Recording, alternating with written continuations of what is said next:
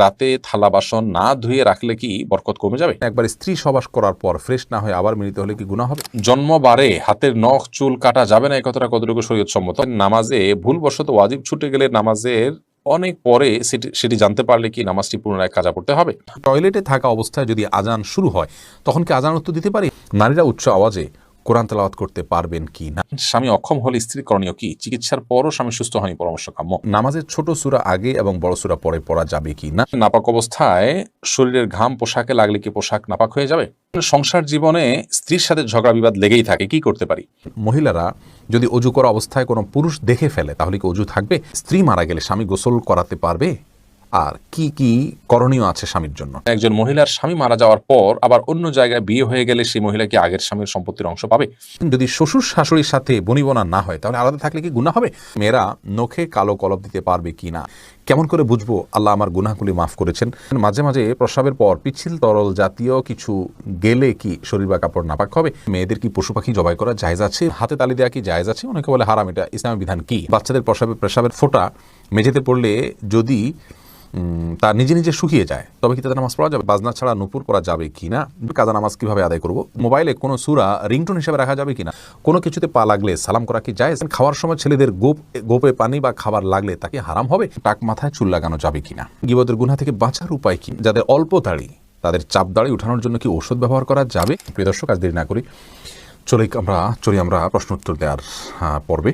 মহিবুর রহমান প্রান্ত, আপনি জানতে চেয়েছেন নামাজের ছোট সূরা আগে এবং বড় সূরা পরে পড়া যাবে কি না? ভাই মহিবুর রহমান প্রান্ত, এভাবে নামাজ পড়লে নামাজ হয়ে যাবে। যেমন সূরায়ে ফাতিহা পাঠ করার পর আপনি সূরায়ে কাউসার পাঠ করলেন, এরপরে সূরায় আপনি ফালাক পাঠ করলেন, অথবা শুরুতে আপনি সূরায়ে ইখলাস পাঠ করলেন, এরপরে সূরায়ে ওয়াইলুল লিকুল্লি পড়লেন। তাহলে সেক্ষেত্রে প্রথম রাকাতে ছোট সূরা, বড় রাকাতে বড় সূরা পড়লেন। এভাবে নামাজ পড়লে নামাজ হয়ে যাবে, টেনশনের কোনো কারণ নেই। তবে এইভাবে নামাজ পড়লে নামাজটা সুন্দর হলো না, এটা যথার্থ হলো না, সুন্নাহসম্মত উপায় হলো না। সুন্নাহ হলো প্রথম রাকাত অপেক্ষা দ্বিতীয় রাকাত একটু ছোট হবে, এবং এভাবে আপনার এই পদ্ধতিতে আমাদেরকে সালাত আদায় করতে হবে। এটা হলো সুন্নাহ।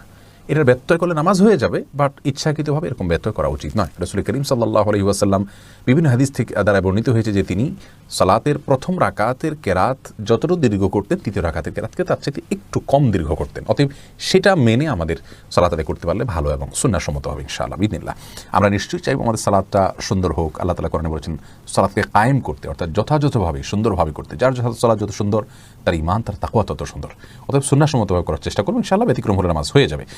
ভাই রাশেদুল ইসলাম রুবেল, আপনি জানতে চেয়েছেন টাক মাথায় চুল লাগানো যাবে কিনা, এ ব্যাপারে ইসলামের কোনো বিধিনিষেধ আছে কিনা? ভাই রাশেদ, টাক মাথায় আলগা চুল লাগানোর ব্যাপারটি একজন স্বাভাবিক অবস্থায় একজন মানুষের জন্য জায়েজ নাই। কারণ আল্লাহ রাব্বুল আলামিন বলেছেন লা তাবদীলা লিখালকিল্লাহ, আল্লাহর সৃষ্টিতে কোনো প্রকার পরিবর্তন করা চলে না। এখন কারোর চুল পড়ে গেছে, তিনি আলগা চুল লাগিয়েছেন, এটা এক ধরনের প্রতারণার মতো।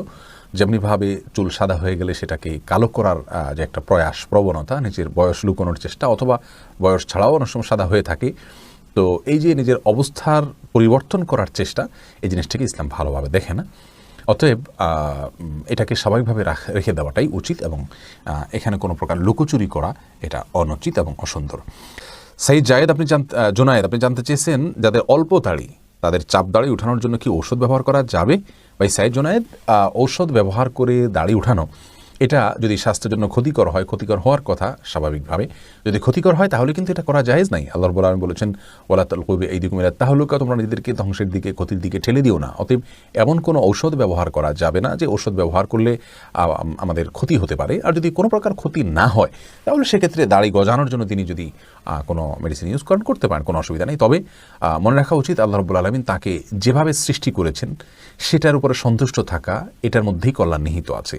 চাপদাড়ি বা গালভর্তি দাড়ি হলে অনেক সুন্দর দেখা যাবে, সন্দেহ নাই, কিন্তু আল্লাহ রাব্বুল আলামিন আমাকে যেভাবে সৃষ্টি করেছেন, আল্লাহর এই ফয়সালায় সন্তুষ্ট হয়ে যাওয়া, এটার ভেতরেও কিন্তু এক ধরনের তৃপ্তি আছে, এর মধ্যে এক ধরনের শান্তি আছে। এই জন্য এই ধরনের পথগুলো অবলম্বন না করা ভালো। কিন্তু যদি স্বাস্থ্যের জন্য ক্ষতিকর কিছু না হয় তাহলে করতে পারেন, কোনো নিষেধাজ্ঞা নেই। তামান্না ইসলাম সেতু, আপনি জানতে চেয়েছেন মেয়েদের কি পশু পাখি জবাই করা জায়েজ আছে? বোন, অবশ্যই জায়েজ আছে। মুরগি, হাঁস, এই জাতীয় পশু পাখি, গরু, এগুলো জবাই করার ক্ষেত্রে অনেক উদাহরণ আমাদের সমাজে আছে। যেমন ভাই বোন দুজন মিলে একসাথে গরু জবাই করতে পারবেন না শেয়ারে, তারপরে আপনার মেয়েরা গরু বা ছাগল বা কোনো পশু জবাই করতে পারবেন না, গোসল ফরজ অবস্থায় গরু ছাগল জবাই করা যাবে না, স্বামী স্ত্রী একজন ধরবেন একজন জবাই করবেন এভাবে করা যাবে না, এরকম নানাবিধ কথা আমাদের সমাজে প্রচলিত আছে। এগুলো সবগুলো ভ্রান্ত ধারণা। ছেলেরা যেমন জবাই করতে পারবেন, মেয়েরাও কিন্তু সেভাবে আপনার জবাই করতে পারবেন, কোনো অসুবিধা নেই। জবের যে শর্ত আছে বিসমিল্লাহ আল্লাহু আকবার বলে জবাই করে ফেলবেন। এরপরে ফাহিম, আপনি জানতে চেয়েছেন স্ত্রী মারা গেলে স্বামী গোসল করাতে পারবে আর কি কি করণীয় আছে স্বামীর জন্য। দেখুন, স্ত্রী মারা গেলে স্বামী গোসল দিতে পারবেন কি না এ বিষয়টি ওলামায়ে কেরাম এবং ইমামগণের মধ্যে মত পার্থক্য আছে। ইমাম আবু হানিফা রাহিমাহুল্লাহর মত হলো যে স্ত্রী মারা গেলে স্বামী তাকে গোসল দিতে পারবেন না। তার কারণ হলো তিনি মনে করেন মৃত্যুর সঙ্গে সঙ্গে বৈবাহিক সম্পর্কটা আর থাকে না, ছিন্ন হয়ে যায়, যার কারণে তারা মাহরামের মতো হয়ে যান। এখানে অন্য কোনো মেয়েরা গোসল দিবেন। যদিও অন্য ইমামদের অনেকেরই মত হলো যে না, বৈবাহিক সম্পর্ক মৃত্যুর মাধ্যমে ভেঙে যায় না, বরং বৈবাহিক সম্পর্ক তালাক না দিলে সেটি কিয়ামত পর্যন্ত বরং চিরকালের জন্য অনন্তসীম কালের জন্য এই সম্পর্কটা হয়ে যায়। যার কারণে তাদের দৃষ্টিকোণ হলো যে স্বামী তার স্ত্রীকে গোসল দিতে পারবেন, স্ত্রী তার স্বামীকে গোসল দিতে পারবেন। তো এক্ষেত্রে যদি ভিন্ন কোনো ভালো মহিলা থাকেন যিনি গোসল দিতে পারেন সেটা ভালো, এবং এক্ষেত্রে কোনো অসুবিধা নেই। এরপরে ভাই এমডি আবদুল্লাহ জানতে চেয়েছেন নারীরা উচ্চ আওয়াজে কোরআন তেলাওয়াত করতে পারবেন কি না। ভাই আবদুল্লাহ, নারীরা উচ্চ আওয়াজে কোরআন তেলাওয়াত করতে পারবেন, তবে সেটি পরপুরুষের কান পর্যন্ত যেন না পৌঁছে সে ব্যাপারে চেষ্টা করতে হবে। নিজের বাসায় করতে পারেন, নিজের ঠিকানায় করতে পারেন। নিজের ঠিকানায় যদি বাসায় যদি দেবর থাকেন, অন্য কেউ থাকেন, তাহলে তাদের কান পর্যন্ত যেন আওয়াজটি না যায় সে ব্যাপারে তাকে সচেতন থাকতে হবে। কারণ কোরআন তেলাওয়াতের ক্ষেত্রে কণ্ঠের মধ্যে কোমলতা সৃষ্টি করতে হয়, সৌন্দর্য সৃষ্টি করে তেলাওয়াত করা হলো তেলাওয়াতের আদব। আর সে আদব রক্ষা করতে গিয়ে যেন তিনি কোমল কণ্ঠে সুন্দর কণ্ঠে পড়তে যাবেন, সেটি পরপুরুষের মনের মধ্যে বাজে চিন্তা আসার কারণ হতে পারে। সেই জায়গা থেকে তিনি জোরে পড়বেন, যদি একাকী থাকেন বা কেউ না শুনে, আর যদি কেউ শোনার মতো থাকে তাহলে তার কান পর্যন্ত যেন না যায় সেভাবে তিনি তেলাওয়াত করবেন ইনশাআল্লাহ তাআলা। এরপরে এমডি মনিরুল ইসলাম জানতেছেন গীবতের গুনাহ থেকে বাঁচার উপায় কি। ভাই মনিরুল ইসলাম, গীবতের গুনাহ অত্যন্ত জঘন্য গুনাহ, বান্দার হক খুবই জঘন্য গুনাহ। আর এটা আমাদের কাছে ঘি ভাতের মতো হয়ে গেছে। সকাল বিকাল দুপুর দিন রাত বাসায় অফিসে রাস্তায় ঘাটে পরিচিত অপরিচিত সবার সঙ্গে আমরা অহরহ গীবত করে বেড়াচ্ছি। এটা মহামারী হয়ে গেছে। চোখের গুনাহ আর মুখ দ্বারা গীবতের গুনাহ, এগুলো আমরা সবচেয়ে পরিমাণে বেশি করি। আল্লাহ তাআলা আমাদেরকে হেফাজত করুন। এই গুনাহ থেকে বাঁচার উপায় হলো যে ব্যক্তির সঙ্গে গেলে গীবত হয় তার সঙ্গ থেকে যথাসম্ভব দূরে থাকার চেষ্টা করা, হয়ে গেলে আল্লাহর কাছে লজ্জিত হয়ে মাপ চাওয়া। যে ব্যক্তির গীবত করে ফেলেছেন তার জন্য দোয়া করবেন আল্লাহুম্মা গফির লাহু ওয়ারহামহু, নিজের ভাষায় দোয়া করবেন আল্লাহ তার জন্য আপনি তাকে ক্ষমা করে দিন, তাকে আপনি মাফ করে দিন। অর্থাৎ যার গীবত করে ফেলেছি আল্লাহ তার প্রতি আমি অবিচার করে ফেলেছি, সেই জায়গা থেকে তার জন্য আপনি ক্ষমা চাইবেন, ইনশাআল্লাহ বিনিল্লাহ সেটাই আপনার জন্য যথেষ্ট হবে। এরপরে আফরিন সুলতান জান্নাত আপনি জানতে চেয়েছেন বাজনা ছাড়া নূপুর পরা যাবে কি না।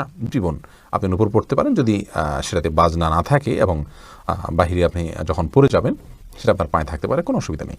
সাহাবায়ে কেরামের মধ্যে থেকে অনেকে নূপুর পড়েছেন, অনেক মহিলা সাহাবীরা নূপুর পড়েছেন, এরকমটি হাদিস দ্বারা স্পষ্টভাবে আমরা জানতে পারি। মাহফুজ মুন্না আপনি জানতে চেয়েছেন খাওয়ার সময় ছেলেদের গোপে পানি বা খাবার লাগলে তাকে হারাম হবে না। এমন কোনো কথা নেই, গোপে পানি বা খাবার লাগলে হারাম হয়ে যাবে, এটা জায়েজ নেই। রবিউল ইসলাম জানতে চেয়েছেন কোনো কিছুতে পা লাগলে সালাম করা কি জায়েজ। না ভাই, কোনো কিছুতে পাও লাগলে সেখানে হাত দিয়ে সালাম করতে হবে। হাত দিয়ে যদি সালাম হয় না, পা ছুঁয়ে এটাকে সম্মান করতে কোনো কথা নেই। কিন্তু আমাদের সমাজে যেহেতু পাও লাগাটাকে অসম্মান মনে করা হয়, এটা ওরফ, আর ওরফের একটা এতেবার এবং গ্রহণযোগ্যতা ইসলামী শরিয়াতে আছে, যার কারণে কারোর গায়ে পাও লাগলে সেটা লাথি দেওয়ার সাথে কিছুটা সাদৃশ্যপূর্ণ হওয়ার কারণে আমাদের সমাজ এটাকে দূষণীয় মনে করে। এরাবেনরা দূষণীয় মনে করে না, তার জন্য পাও লাগলেও এটাকে কিছু মনে করে না।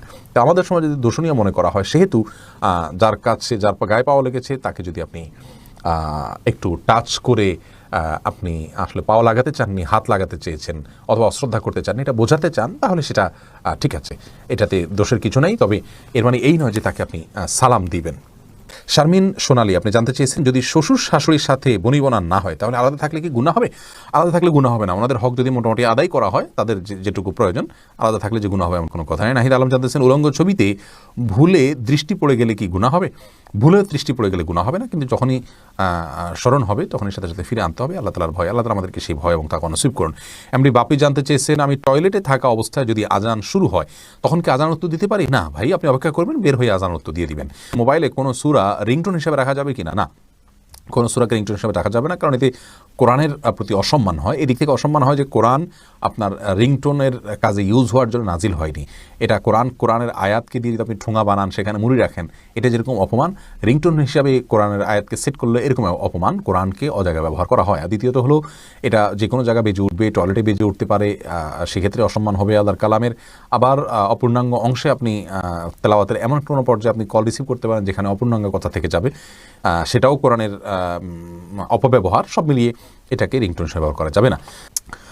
আফরিন মোল্লা, আপনি জানতে চেয়েছেন কাজা নামাজ কীভাবে আদায় করব। দেখুন, কাজা নামাজ আদায় করার পদ্ধতি হলো, যখন আপনি অনেকগুলো সালাত ছুটে যাবে তখন ধারাবাহিকভাবে পড়ে যাবেন, যতটুকু সম্ভব শুধু ফরজগুলো আদায় করে যাবেন, সুন্নাত আদায় না করলেও চলবে, এগুলো পড়ে ফেলবেন আস্তে আস্তে। শাহিদা খাতুন জানতে চেয়েছেন কেমন করে বুঝবো আল্লাহ আমার গুনাহগুলি মাফ করেছেন। এটাকে নিশ্চিতভাবে বোঝার কোনো উপায় নেই বোন শাহিদা, তবে আল্লাহ রাব্বুল আলামিন আপনার গুনাহ মাফ করেছেন তার আলামত হিসাবে আপনি গুনাহ থেকে বেঁচে থাকার সুযোগ পাচ্ছেন, তওবার তৌফিক পাচ্ছেন, এবং ভালো কাজ করার তৌফিক পাচ্ছেন। এগুলোকে আপনি আলামত হিসাবে ধারণা করতে পারেন, কাউন্ট করতে পারেন, তবে নিশ্চিতভাবে বলার কোনো সুযোগ নেই।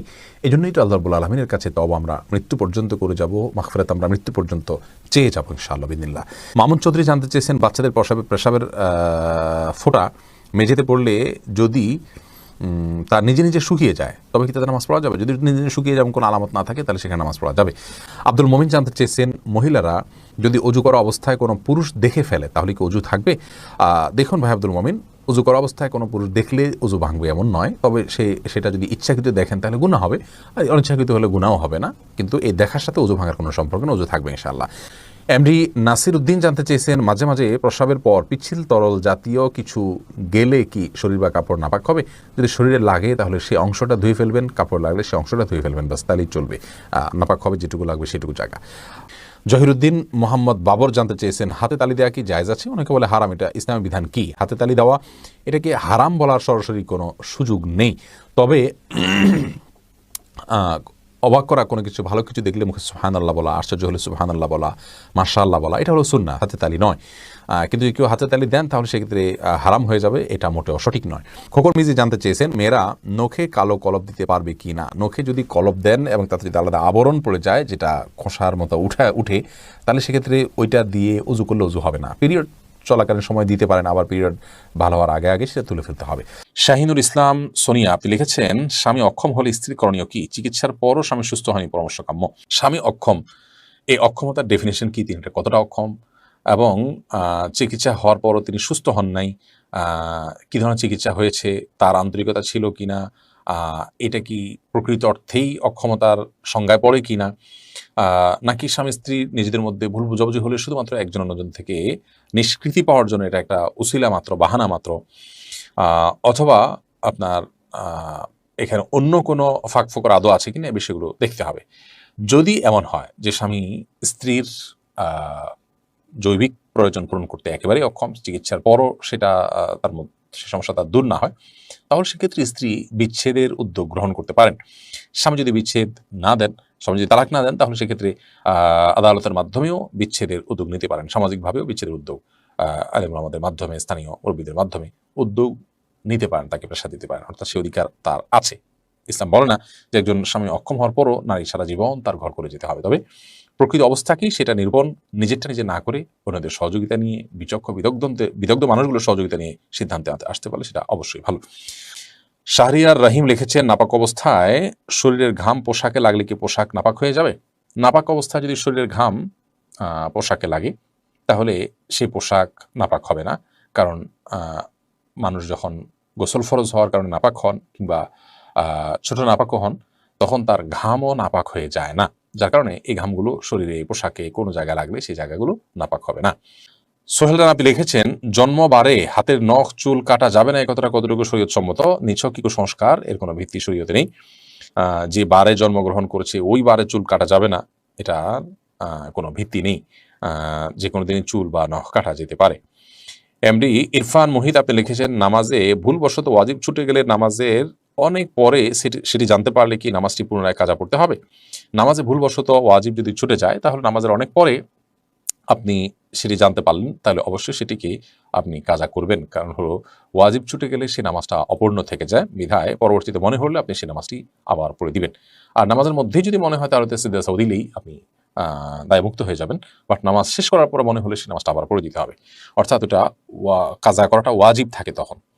আব্দুল হামিদ রিপন জানতে চেয়েছেন, একবার স্ত্রী সবাস করার পর ফ্রেশ না হয়ে আবার মিলিত হলে কি গুনাহ হবে? কোনো গুনাহ হবে না, তবে মাঝে যদি অজু করে নেওয়া যায় তাহলে সেটা সুন্নাত আদায় হবে, আর না করলেও গুনাহ হবে না।